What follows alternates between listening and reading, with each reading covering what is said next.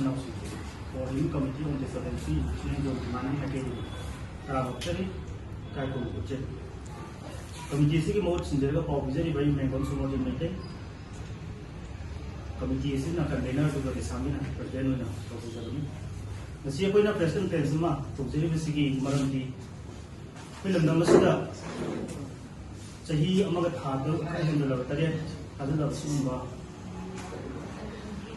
Lansina Maramorkanda Section Kudimok sector Kudimok the Masi Suku disturbance Samadi Piraga Lake High Vasiki Pir with disturbance Manu fighting here number two was Piva High Division Sector C. So Wamu Lansing among the Holga COVID, the Sigi Manu, the Lansing Manu, the Sumu, national calamity soon. But hope number Morkanda, school, Simatam Sana, Hambia, number of Morkanda, my wishing sea, my wishing Tamba, Hungana, the films are a play. As you come back, you must see, Punsana Yamatam, the Vaxi going up over, Mama, Oide, Maramasina. High committee is not 2008 to get hold of the power in the sectors of the Macadam disturbance, the vegan Hagana, loud as Lapasi, Maru, but the Manama, high with Aragati, with the status that Mahitam Zariba, my voicina, Sahi, Madame Mitani, Kundita, and last of from another policy law, same Mohavasi, we head of committees to the ITG, or Talakula of the Mansi, the Maru, the Makani, do over Matamatam Lake Valega, the Valega, Sumasi, Muslim, the Vasina Maram or Ganda. My wishing that Sobo Muzado, my opening, Kudamoina, Hokiba, November, Tantarama, the GD, the Tokiba, and Might of a Togo, Amadegi Horaga, Masideki Miangi, Kolagi, Kerala, Pusiki, Yumpum, Oraga, Mahirus, something, Tampun, the Toko, Odaramana Tampun, the Hundu Power, City Hadopa. Marina Topana, or the Ramana, with Tampin the Robo, Mini, Champo Paduga, now Tampin the Toroka Toko, or the Sidam Haishna, Makata, or the Rama Toki over the station that they were in the mission, putting much low story, Haidana, Tolopa, Sigamo, the sea, a good committee, Sigi Makadigi, we Yamna, Kanamo, the condemned away Maramdi. Housing sea, a Kogi state a Sigi Board of Secondary Division, Manipur Loba, Council of Higher Secondary Division, Manipur Loba. Amadi Manipur University na loba examsing pangthok na nanabagi hojik pipeline da leiba adugumba matam ama khakne no mahiro isu yamana preparation tawgada matam ama khakni aduna asigumba film masida aikogi library by stakeholder mayam so koina tajaba uzaba matam da agitation kya chingala chu mahiro isung sing city council loi haiba council da bagi pot ama leiba sigi chairak sida lengak na aikoi law and order gi aikogi miyeng degini higher gas education institutions in Zoom later thinking Bagi Mongse, Masi Levaxing in Akoba, Puma Oiroi Adana, Aquina, Hyzening Badi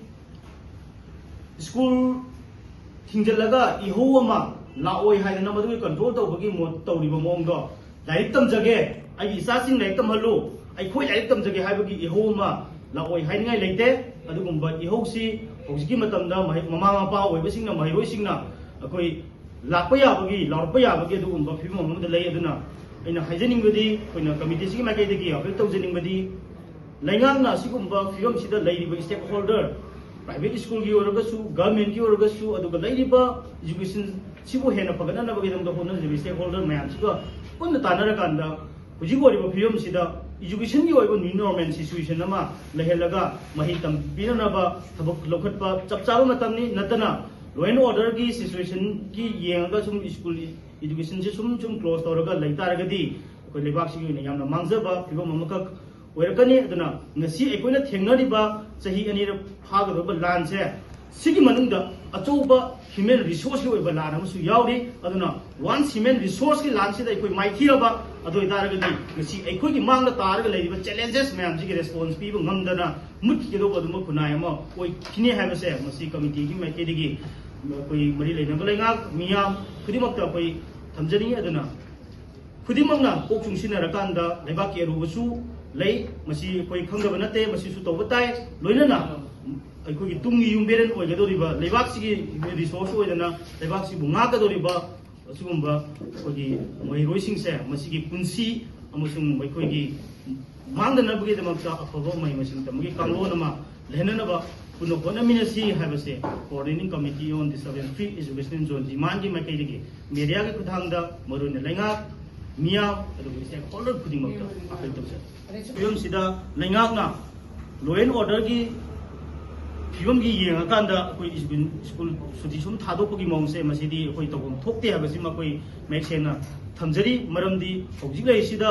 हेक्ता कोई लेबा वाथोक ओइदना अचौब कनोम ओइरको याबगी stake holder लेबा ma'am सिनो सुजी मकियो न मरिबो ma'am सि उथोकना तौगे हाबगी पोदसु कुछु